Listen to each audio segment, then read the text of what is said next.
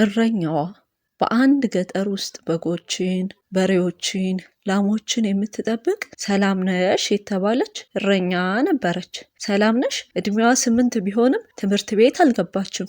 ምክንያቱም ወላጆቿ ከብቶችን ስለምትጠብቅላቸውና ስለ ትምህርት ጥቅም ባለመረዳታቸው አንድ ቀንም ሰላምነሽን ወደ ትምህርት ቤት ለመላክ አስበው አያውቁም። ሰላምነሽ ግን አንዳንድ የአካባቢዋ ልጆች ወደ ትምህርት ቤት ለመሄድ ሲሯሯጡ ስታይ በጣም ትጓጓለች። ባለመማሯ በጣም ታዝናለች።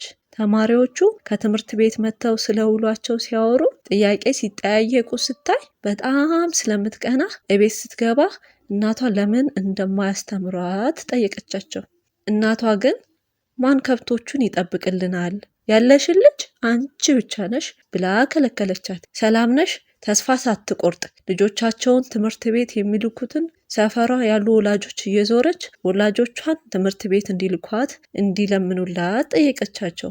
እነርሱም ወላጆቿ ጋር በመሄድ እንዲያስተምሯት ብትማር እነርሱንም ሀገሯንም የምትጠቅም እንደምትሆን አስረዷቸው። ከብዙ ማስረዳት በኋላ ደስ ሳይላቸው ተስማሙ። በዚህ ምክንያት ሰላምነሽ ትምህርት ጀመረች። ከብቶቹንም የሚጠብቅ ሰው ተቀጠረ።